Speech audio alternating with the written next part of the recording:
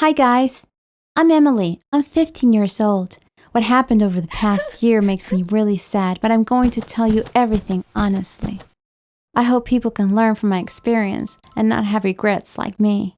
Until 2 years ago, I had the definition of the perfect life. I had all the advantages of being an only child. I was the princess of my family. My parents were trying to give me everything I wanted. Where do I begin? I got my first phone when I was 8. We moved to a new house just because I wanted a bigger room. My dad got a really good job offer in another city, which meant we'd had to move. I didn't want to change schools, so my dad turned down the offer. Like I said, I was a little princess. Everything revolved around me.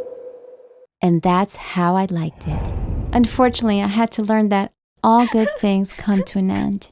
One day, when I was doing homework, my mom and my dad came into my room. My dad said, "We need to talk to you. We made an important decision." First, I thought it was another job offer. I was just about to start whining when my mom said, "Emily, your dad won't be living with us for a while." I still thought it had something to do with his job. "For how long?" I asked. My mom looked at my dad. He looked away and said, "I think for a very long time, we've decided to get divorced."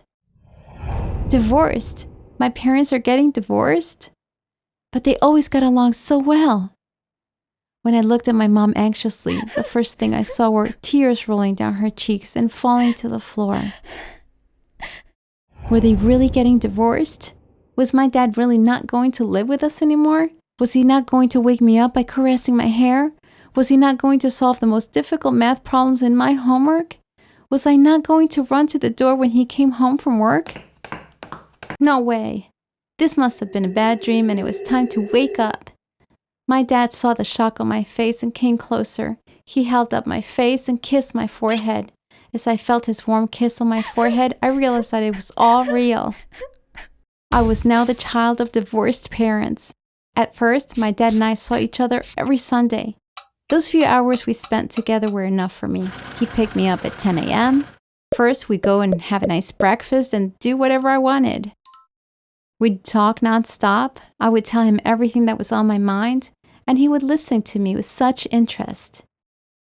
We'd always go shopping afterwards, even when I didn't feel like it. In the evening, he dropped me off at home with all the shopping bags. Unfortunately, this all changed with another job offer. This time, he wouldn't be going to another city, but to another country. My dad was going to be a director at a big foreign company. He said, "We'll spend the whole summer together," and kissed me on my forehead. This time, I didn't whine one bit. After all, he no longer lived with us. I was his little princess who lived in another home. That's why I no longer expected him to make decisions about his life according to me. You might wonder, how were things with your mom at the time? Well, she has always been a hard worker. But after the divorce, she went a step further and became a workaholic. At least a few times a week, she would come home long after I went to bed. We only communicated through little notes we'd leave around the house and text messages. "Don't forget to start the washing machine. I love you." "I saw your yearbook photo on the counter. You look beautiful. I love you." "I'll be working late tonight. Order pizza if you like. I love you." Countless notes and messages like these. She was working a lot, and I knew that it was her way of dealing with the pain of the divorce. What was my way of dealing with the pain? I didn't have one, at least not yet. Unfortunately, when I did find a way to deal with the pain, it turned my life upside down. At first, everything seemed normal. My daily routine hadn't changed. I had always been a good student. I was still getting up to go to school and focusing on my classes during the day. During breaks, I was hanging out with my best friend Zoe. I thought my life was back to normal, but I couldn't be more wrong. I was now spending a lot of time on something without even being aware of it.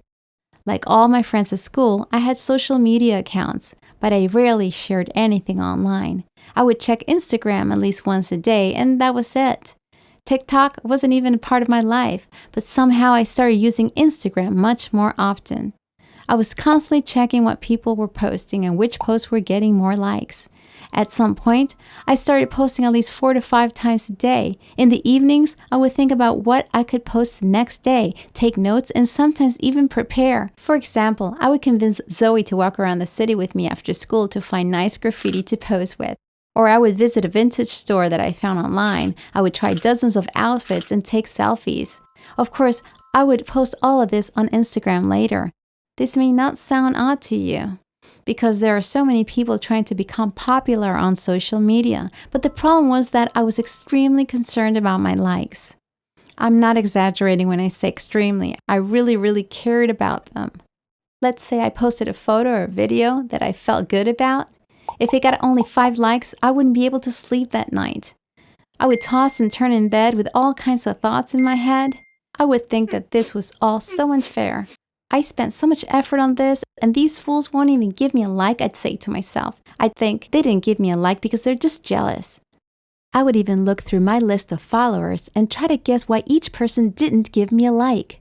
Yes, I was totally obsessed with Instagram, but it all felt entirely normal at the time. I wish that's where it ended. One day at school, Zoe looked at my face carefully and said, "Emily, your eyebrows are thinning." I noticed it the other day, but I didn't want to say anything because I didn't want to upset you. Why are they falling out? Should you see a doctor?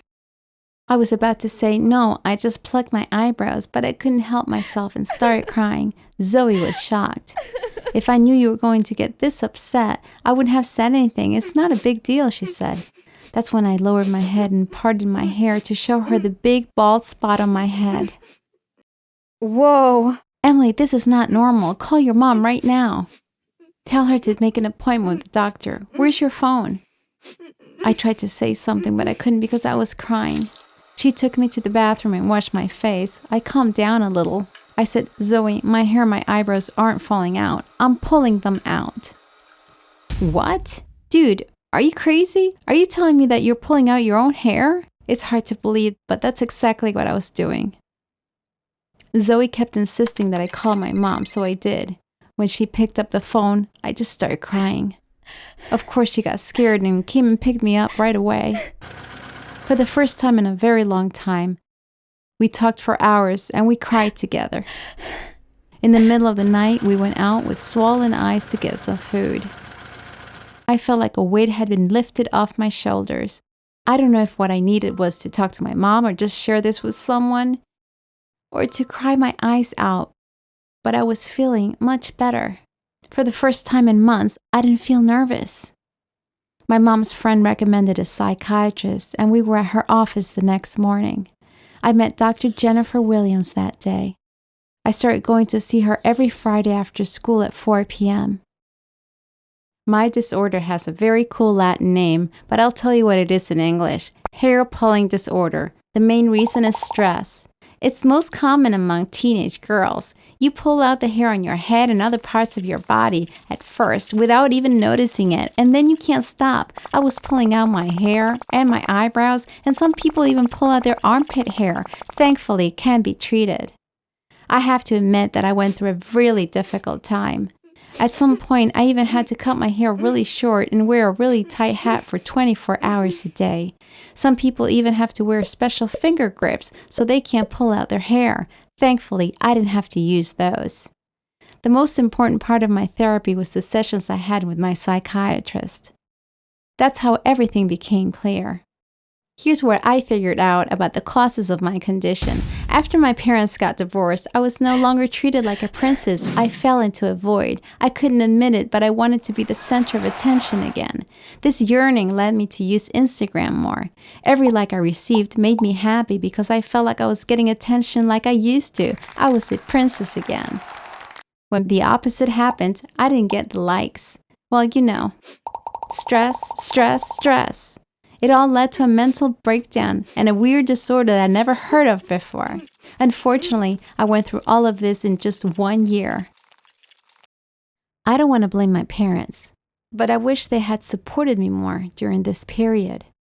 They kind of forgot about me because they were dealing with the trauma of the divorce. Of course, I love them so much, but it doesn't change the fact that I'm a little hurt. Do you think I could have been stronger? Is it me or my parents who are the most responsible for all of this? Please share your thoughts in the comments. Thanks for listening to me and being there for me. You can share your own experiences by sending an email to the address in the info section.